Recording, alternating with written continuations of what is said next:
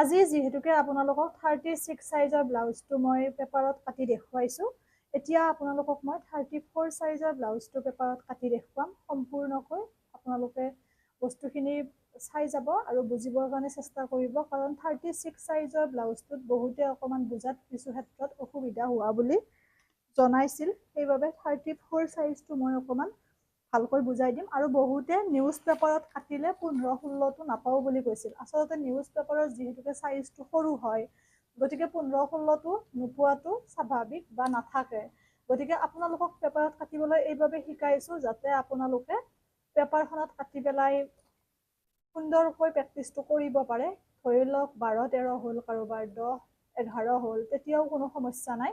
আপোনালোকে মাথো কাপোৰত কাটোতে 15-16লৈ কাটিব লাগিব, কাৰণ 15-16টোহে আমাৰ ব্লাউজ এটা চিলাবলৈ লোৱাৰ মূল জোখ। গতিকে কাপোৰত 15-16লৈ কাটিলে হ'ল। ইয়াতে মাথো আপোনালোকে বাকীখিনি প্ৰেক্টিচ কৰি লওক। ধৰি লওক ব্ৰা কাটৰ, হাতৰ সেইখিনি প্ৰেক্টিচ সম্পূৰ্ণৰূপে কৰি লওক। এতিয়া 34 সাইজৰ যিহেতুকে ব্লাউজটো আমি চিলাম, 34 সাইজৰ ব্লাউজটো চিলালে আমাৰ 8-4 গুণ হ'ল 32 আৰু 9-4 গুণ হ'ল 37। কিন্তু আমাক লাগিব কিমান? 34 সাইজৰ ব্লাউজ। গতিকে 37 হ'লেও আমাৰ বেছি ডাঙৰ হৈ যাব 9 ল'লেও, আৰু 8 ল'লেও আমাৰ সৰু হৈ যাব। গতিকে আমি ল'ব লাগে 8.5। 8.5 ল'লে আমাৰ ধুনীয়াকৈ 34 সাইজটো আহি যায়। কিন্তু 8.5 ল'লে যিহেতুকে আমি আৰু 2 ইঞ্চি বঢ়াই ল'ব লাগিব, 8, 9, 10, 10.5 ল'ব লাগে। গতিকে আমি 10.5 নলৈ পেলাই 11 লৈ জাপি দিম। 11 লৈ জাপিলে আমাৰ খুব সুন্দৰকৈ কাপোৰ অকমানো ৰ'ব। 11 লৈ জাপিব লাগিব। চাব 4 জাপ যিহেতুকে হয়, 9-4 গুণ হৈছে আমাৰ 36 আৰু 8-4 গুণ হৈছে আমাৰ 32, 32। গতিকে 8 ল'লেও আমাৰ সৰু হ'ব, 9 ল'লেও আমাৰ ডাঙৰ হ'ব। গতিকে আমি ল'ব লাগে 8.5। 8.5 ল'লে 8.5 লৈ আমি জাপি দিব লাগে। কিন্তু 8.5 আমি পুৰা জোখটো ল'ব নোৱাৰো, যিহেতুকে আমাৰ 2 ইঞ্চি চিলাওতে যাব বা চিলোৱাৰ বাবে ৰাখিব লাগিব। সেইবাবে আমি 11 লৈ পেলাই জাপি দিম। তেতিয়া আমাৰ খুব সুন্দৰকৈ 34 সাইজটো আহিব। আৰু যিটো আমাৰ 15-16 বেক চাইডত 15 আৰু ফ্ৰণ্ট চাইডত 16, তাৰে প্ৰায় কেইটা জোখৰ বা প্ৰায় কেইটা সাইজৰ ব্লাউজটো একেই জোখ হয়, মাত্ৰ 32 সাইজৰ ব্লাউজটোৰ জোখ অকণমান বেলেগ হয় আৰু 40 সাইজৰ ব্লাউজৰ জোখটো অকণমান বেলেগ হয়। গতিকে চাব, আমি এতিয়া বাকীখিনি জোখ কৰিম। যিহেতুকে আমাৰ ফ্ৰণ্ট চাইডটো লাগিব 16 আৰু বেক চাইডটো লাগিব 15।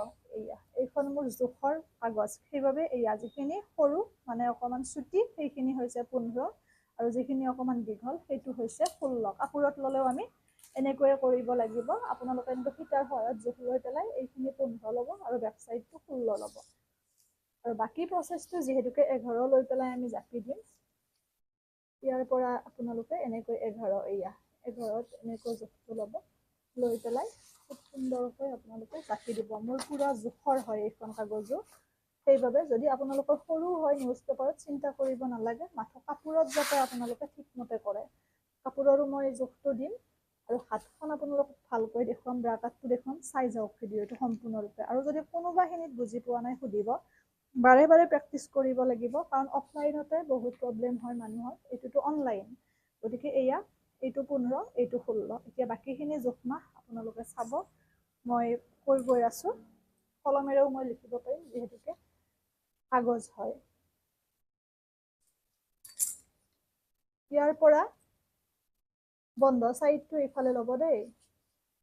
এনেকৈ লৈ পেলাই ইয়াৰ পৰা আঢ়ৈ, 2 আৰু আধাত চিন দিব। আৰু ইয়াৰ পৰা 3ত চিন দিব। এইখিনি 3 ল'ব লাগিব। আৰু এইটো আমি 6.5 ল'ব পাৰো, কাৰণ যিহেতুকে ফ্ৰণ্টৰখিনি আমি অকণমান কাটিব লাগে পিছত মিলাই দিবলৈ। গতিকে এতিয়াতে যদি 6.5 লৈ থৈ দিওঁ, তেতিয়াহ'লে ফ্ৰণ্টৰখিনি খুব সুন্দৰকৈ আমাৰ হৈ যায়। 6.5 এয়া। আৰু ইয়াৰ পৰা আপোনালোকে ল'ব 5.5।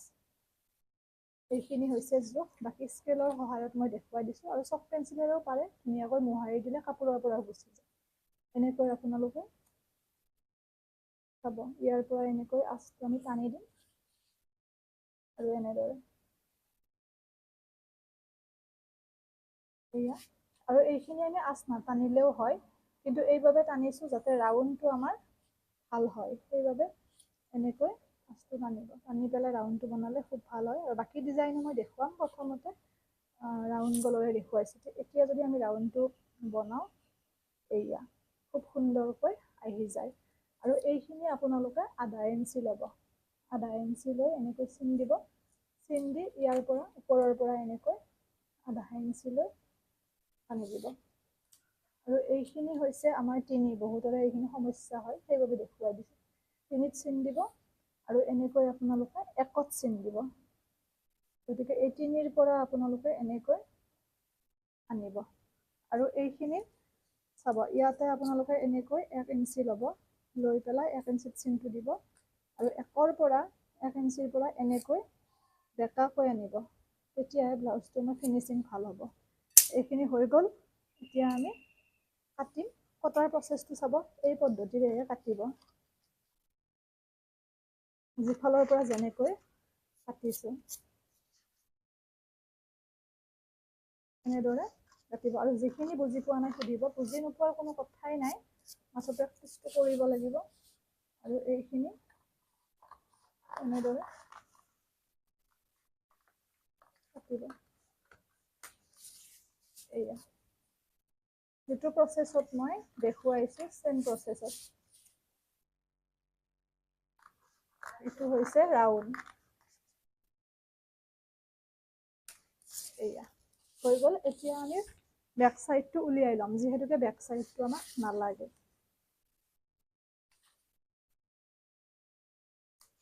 এইটো হৈছে বেক চাইড, যিটো আমাৰ অকণমান চুটি, মানে 15 লোৱাটো বেক চাইড। বেক চাইডটোত বহুতে যিমানখিনি কটা বিচাৰে, ধৰি লওক কোনোবাই অকণমান দকৈ কটা বিচাৰে, কোনোবাই অকণমান বেছি কমকৈ কটা বিচাৰে, সেই অনুপাতে আপোনালোকে ব্লাউজটো চিলাওঁতে যেতিয়া বডিত জোখ ল'ব, তেতিয়া ধৰি লওক কোনোবাই 9 মান কটা বিচাৰে, তেতিয়াহ'লে আপোনালোকে এনেদৰে 9ত চিন দিব।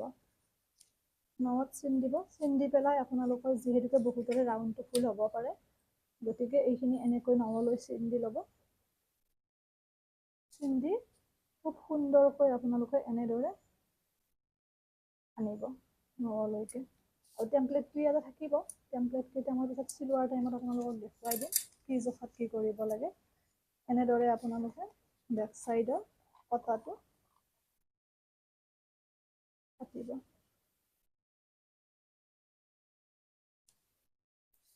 এয়া হৈ গ'ল। আৰু যেতিয়া পাইপিং লগাম তেতিয়া খুব সুন্দৰকৈ আহি যাব।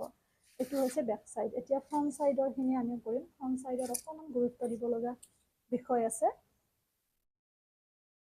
ফ্ৰণ্ট চাইডটো গুৰুত্ব দিব লগা বিষয়টো আপোনালোকে চাব। ইয়াৰ পৰা আপোনালোকে 12 ল'ব, এয়া 12 লৈ পেলাই চিন দিব, চিন দি 12ৰ ধুনীয়াকৈ আস্তানি দিব। এনেকৈ 12ত খুব সুন্দৰকৈ আঁচ এডাল টানি দিব। আৰু টানি দি আপোনালোকে ইয়াৰ পৰা ল'ব 2.5, 2 আৰু আধা, 2 আৰু আধা ল'ব। ইয়াৰ পৰা ল'ব আপোনালোকে 3, 3ত চিন দিব।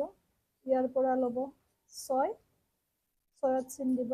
এইখিনি ল'ব 1, এয়া 3ৰ পৰা আপোনালোকে 1লৈ এনেদৰে যাব। আৰু 6ৰ পৰা আপোনালোকে এনেকৈ 2.5লৈকে যাব। এইখিনি হৈছে আমাৰ ব্ৰা কাটৰ। এনেকৈ ইয়াৰ পৰা আহিব, মানে 1টোৰ পৰা আমি যিখিনি ভাঁজ কৰি দিছিলোঁ তাৰ পৰা আহিব। আৰু বাকী আপোনালোকে এইখিনি এনেদৰে কাটিব। এইখিনি হৈ গ'ল। এতিয়া আমি যিহেতুকে ব্ৰা কাটটো অকণমান ডাঙৰকৈ ল'ব লাগিব, এইটোৰে আমাৰ সৰু হ'ব। আৰু মই সেইবাবে আপোনালোকক নিউজ পেপাৰত সেইখিনি দেখুৱাই দিম, যিহেতুকে ইয়াতে কাপোৰ মানে কাগজটো অকণমান কম আছে। সেইবাবে আপোনালোকে 2খন উলিয়াব লাগিলে এনেকৈ 2 জাপ কৰি ল'ব। কিন্তু কাপোৰৰ ক্ষেত্ৰত কম থাকে, কেতিয়াবা কম থাকিলে আপোনালোকে চাব, যিহেতুকে কাপোৰ থাকিলে আমাৰ কম থাকিব পাৰে, তেতিয়া আপোনালোকে এখন লৈ পেলাই এনেকৈ উলিয়াই লৈ 2টা পাৰ্ট কৰি সৰু সৰু কাপোৰত এটা এটাকৈ পাৰ্ট উলিয়াই ল'লে হ'ল। কাপোৰৰ ক্ষেত্ৰত আমি টেকনিক কৰি অকণমান কাপোৰ বচাবলগীয়া হয়, সেইটো মই কাপোৰ কাটোতে আপোনালোকক শিকাই দিম। এতিয়া যিহেতুকে 2খন লাগে, চাব এনেদৰে আপোনালোকে পাৰি ল'ব। পাৰি লৈ পেলাই আপোনালোকৰ এইখিনি যেনেকে আছে ঠিক তেনেকে ৰাখিব। এইখিনি বস্তু যেনেকে আছে তেনেকে ৰাখিব। এইখিনি আপোনালোকে আধা ইঞ্চি দিব, এইখিনি 1 আৰু এইখিনি 2, আৰু তলৰ খিনিও 2, মানে বুজাই কৈ দিছোঁ। এইখিনি যেনেকে আছে ঠিক তেনেকে দিব। এইখিনি আধা ইঞ্চি, এইখিনি 1 ইঞ্চি, এইখিনি 2, এনেকৈ 2 আৰু এইখিনি 2, তেনেকৈ আহি আপোনালোকে কাটি দিব।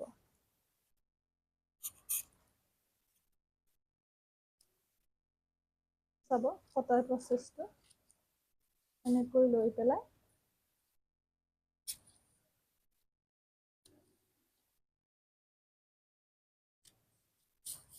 এনেদৰে কাটিব।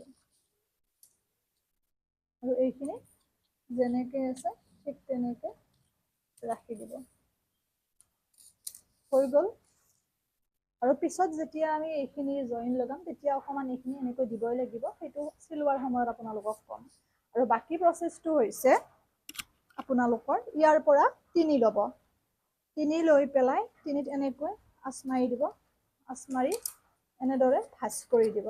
3ত ভাঁজ কৰি টেমপ্লেটটো বনাবলৈ হ'লে ইয়াতে কোনো জোখ নাই, এনেকৈ অকণমান অকণমান দি আপোনালোকে এইখিনি কাটি ল'ব। এয়া হৈ গ'ল। যেতিয়া কাপোৰত কাটিব, এখন কাটি ল'লে বাকীখিনি এনেকৈ খালি যাতে ভুল নহয় কোনটো পাৰ্ট ক'ত সেইটো মনত ৰাখিব। টেমপ্লেটটো এনেকৈ লগাব লাগিব, এনেকৈ দিব লাগিব, সেইটো চিলাওতে দেখুৱাম। এইটো হৈছে আমাৰ ব্ৰা কাট। নিশ্চয় বুজি পাইছে, কিন্তু এইটোত আমাৰ সৰু হ'ব। 2 ইঞ্চি বঢ়াই লৈ পেলাইহে আমি এক্সট্ৰাকৈ কাটিব লাগিব, তেতিয়াহে আমাৰ ব্লাউজটো চিলোৱাৰ উপযোগী হ'ব। এইটো হৈছে ব্ৰা কাটৰ। এতিয়া আহিছোঁ হাতৰ কথাটো। হাতখন বহুতে বুজি পোৱা নাই বুলি কৈছিল। হাতটো মই দেখুৱাই দিওঁ। হাতৰ ক্ষেত্ৰতো মই নিউজ পেপাৰতে দেখুৱাই দিম। চাব, হাতখন আপোনালোকে কি কৰিব, নিউজ পেপাৰখন এনেকুৱা হ'ব, হাতখন আপোনালোকে কৰিব লাগিলে দুখন, এইখন নিউজ পেপাৰ এনেকৈ একজাপ দিব, তেতিয়া আমাৰ এখনে হাত হ'ব। এনেকৈ পুনৰ দুজাপ দিব, তেতিয়া আমাৰ 2খন হাত ওলাব। ওপৰৰ ছাইডটো বন্ধ, ছাইডটো ওপৰৰ ফালে ৰাখিব, নহ'লে ফালি থাকিব, ফাল খাই থাকিব ওপৰৰ অংশ। এনেকৈ ল'ব। আৰু কিছুমান কাপোৰত, ব্লাউজত কাপোৰ ইমানমান থাকে, হাতখন চুটি হয়, কিছুমানত 3/4 ইমানমান হয় আৰু কিছুমানত দীঘল হয়। গতিকে আপোনালোকে যাক যেনেকুৱা চাইজ লাগে তেনেকৈ ব্লাউজটো উলিয়াই ল'ব জোখ লৈ, হাতখন কিমান লাগে।